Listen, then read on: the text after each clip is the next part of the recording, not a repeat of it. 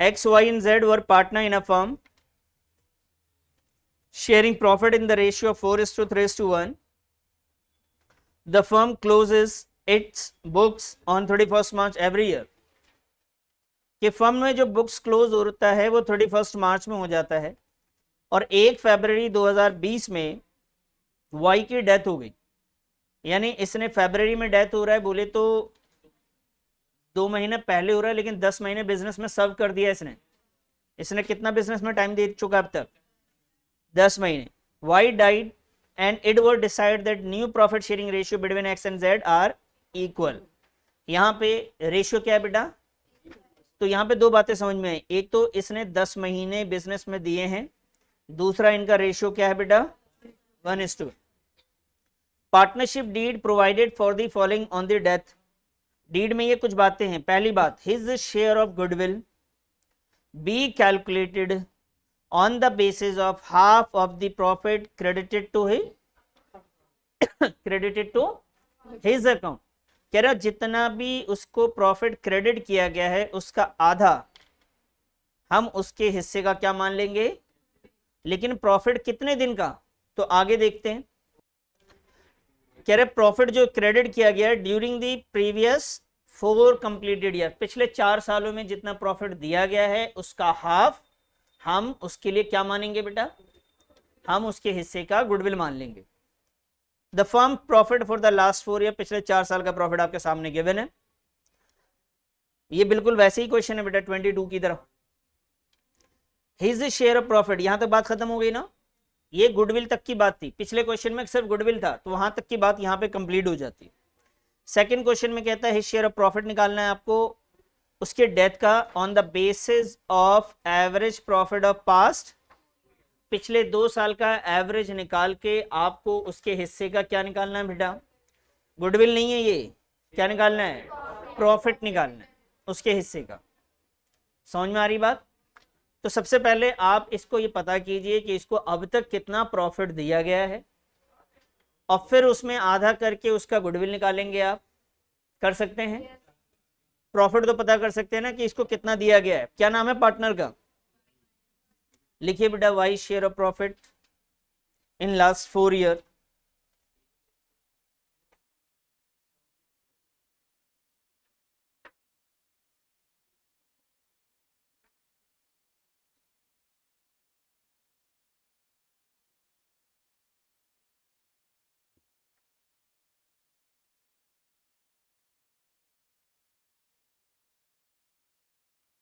हम मालूम करेंगे सबसे पहले कि वाई को कितना प्रॉफिट पिछले 4 सालों में दिया गया और उसके लिए मुझे वाई का शेयर चाहिए होगा. वाई का जो शेयर था बेटा वो 3/8 है और वाई का प्रॉफिट 4 साल का, तो एक बार हुआ था बेटा 1,50,000 plus 1 lakh plus 50,000 plus 1 lakh.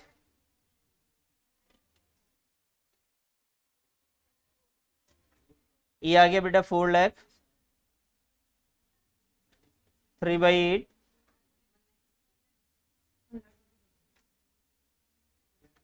150.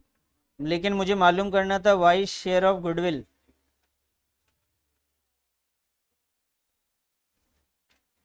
Y share of goodwill उन्होंने बोला था half of Y share of profit.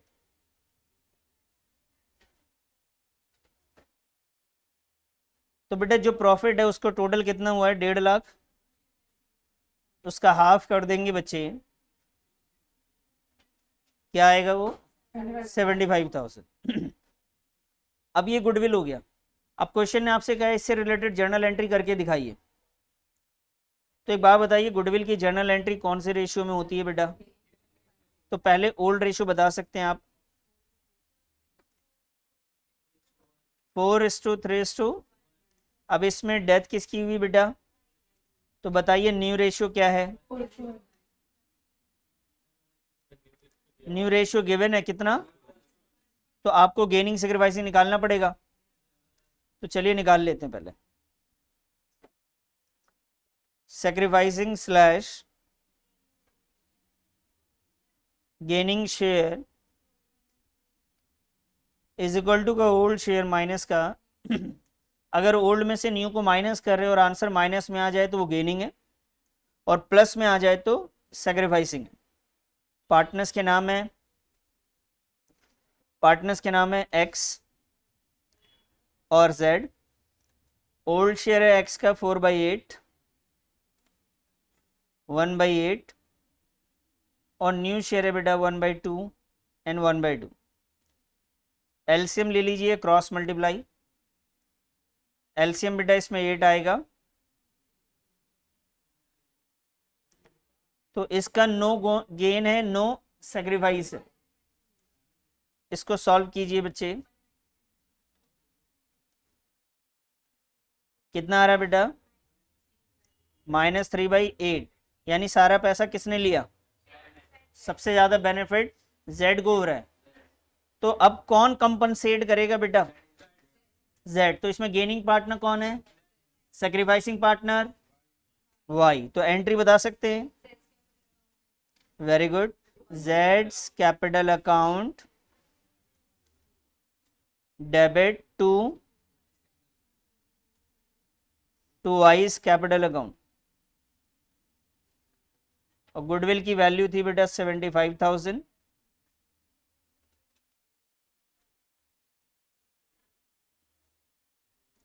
being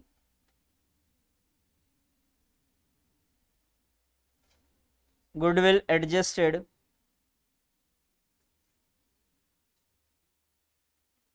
being goodwill adjusted 75,000।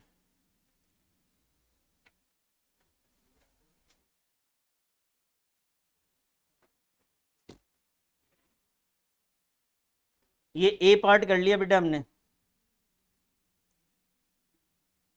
B कर लें।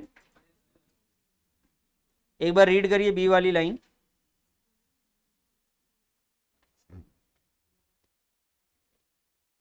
सेकंड में देखिए, हिज शेयर ऑफ प्रॉफिट, उसके हिस्से का profit of his death was to be computed on the basis of average profit of past 2 years।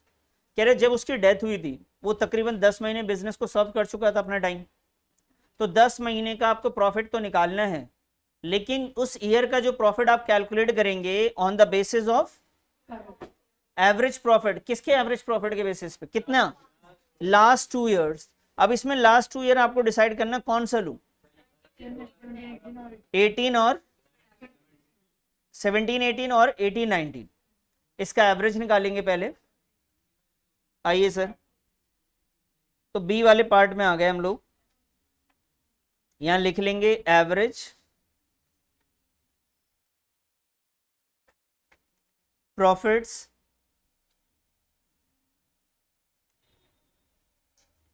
Of last 2 year। Average profit of last 2 year।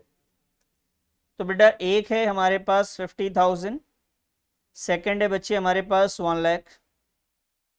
1,50,000 divide by 2, तो ये आ गया बेटा 75,000 उस year का profit आ गया जिस ईयर में उसकी डेथ हुई थी। ये 75 हमारा उस पार्टनर का प्रॉफिट नहीं है, ये उस ईयर का प्रॉफिट हमने मान लिया है जिस ईयर में उसकी डेथ हुई है। हमें वाइज शेयर ऑफ प्रॉफिट निकालना पड़ेगा। Wise share of profits till the date of his death। तो बेटा 75,000 पूरे ईयर का प्रॉफिट है, जिसमें इसका शेयर 3/8। कितने दिन बिजनेस में सर्व किया इसने? 10 महीने। तो 10/12 भी करना पड़ेगा इसको।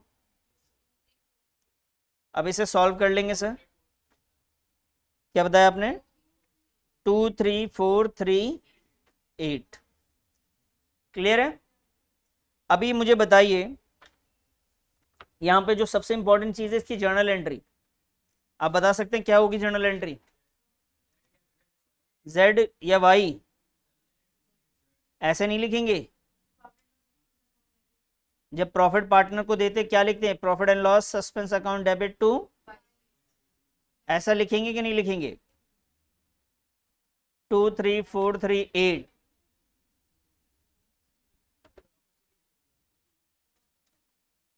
ऐसे नहीं लिखना है बेटा, ये नॉर्मल सिचुएशन में होगा जब जब न्यू रेशियो,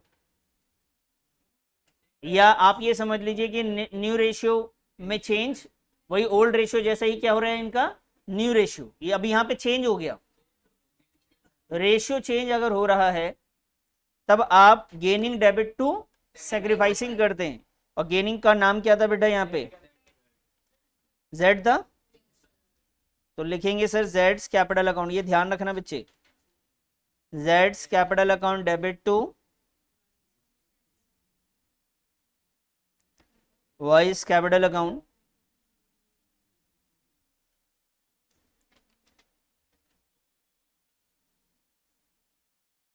बात समझ में आ गई आपको? चलिए, कोई सवाल है इसमें? यहाँ पे समझ में आया ना आपको? जैसे मान लीजिए, मैं इसको फिर से दोबारा समझाता हूँ भाई। ओल्ड रेशियो आपके पास क्या था बेटा, बताएंगे जरा, 4:3। अब ये इसकी डेथ हो गई, अभी अगर न्यू रेशियो 4:1 होता और गेनिंग रेशियो भी 4:1 होता, अगर ऐसा होता तब आप profit and loss suspense account 2y 2z दोनों आ जाता। लेकिन गेनिंग रेशियो ये नहीं है, जैसा न्यू रेशियो हो रहा है वही गेनिंग रेशियो तो है नहीं, और न्यू रेशियो भी पुराने जैसा ही नहीं है, जैसे इन दोनों को हटा दिया जाए तो पुराने जैसे ही है ना न्यू रेशियो। तो इस सिचुएशन में ऐसी कोई सिचुएशन अगर बनती है, वहां पे profit and loss suspense account आएगा। लेकिन इसके अलावा कोई भी सिचुएशन फिट हो रही हो तो आप गेनिंग डेबिट टू सेक्रीफाइसिंग करेंगे। याद आई बात? क्लियर है ना इतना? कोई सवाल? बस आज के लिए इतना ही।